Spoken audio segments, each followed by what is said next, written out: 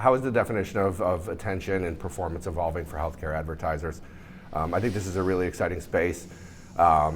There is no one-size-fits-all approach to optimization and measurement in the healthcare space, and I think the idea of moving it to more of a performance-based approach is really exciting.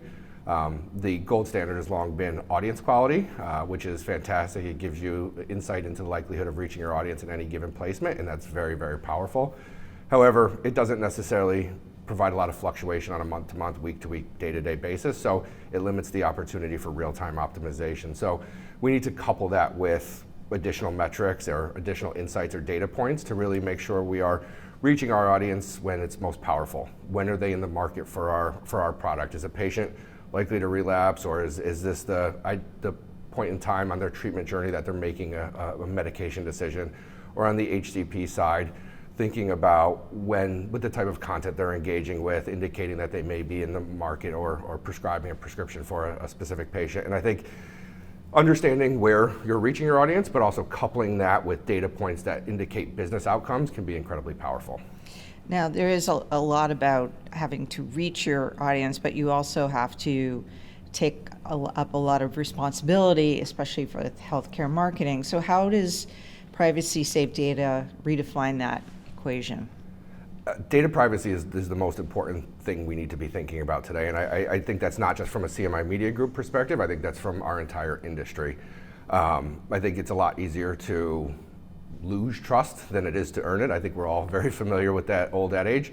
And so it's important for us to take data privacy extremely seriously, to understand on a state-by-state basis the legislation, what's compliant and what's not, to work with our partners accordingly to make sure that we are comfortable with their data sets, that they have the appropriate consent, and where not, that we are diversifying our data strategy and our targeting strategy to make sure we have the opportunity to engage patients in these regions where there may be stricter legislation. But I think it's really important for all of us to really prioritize this as an entire industry and make sure we get it right, because the ramifications could be very strong. And I think we all anticipate the space being more restrictive versus less in the future, especially in the absence of federal legislation. And just to that point, talk about condition-based targeting and what needs to be done in that area. Yeah.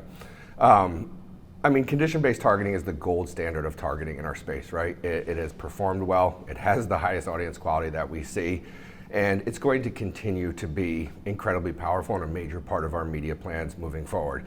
It is, though, working with our partners on the data side of things to make sure we are comfortable with the data, the consent that they're receiving, that we are diversifying our strategies where needed, and that we are taking a very serious approach to it. But I don't anticipate condition-based targeting going away, but it is putting a very critical lens on it and making sure that we have the mechanisms and processes in place, not only through our partnerships with the data providers, but also on our side to make sure that we are protecting our clients and that we are putting processes in place to make sure if we're not comfortable with an ad serving in a specific region because of legislation, that we are not only relying on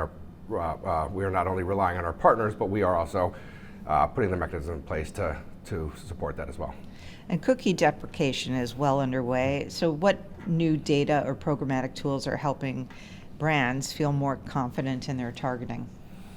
As someone who led the cookie deprecation efforts at CMI for a number of years, certainly was quite the road and a bit of a headache.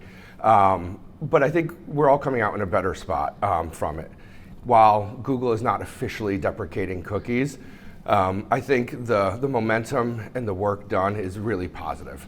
I think that third-party cookies transparently aren't the best ID, right? It's not the most trust-based ID, it's not the most deterministic ID.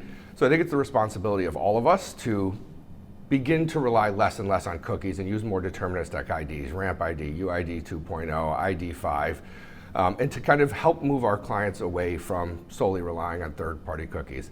At the end of the day, third-party cookies have been removed from a variety of browsers. They're only available for something like less than 50% of overall inventory.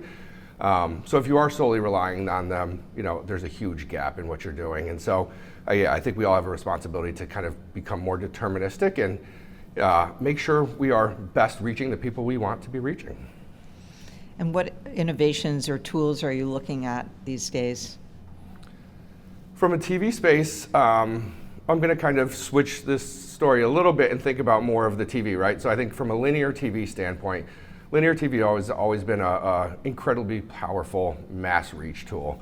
But we've been planning linear on an audience-based approach over the past couple of years, and we're really excited about what we're seeing. Rather than just planning on age, demo, day part, we're really ingesting third-party audiences, condition-based audiences, to make sure that we're honing in on our specific audience and being much smarter in our linear TV buying strategies.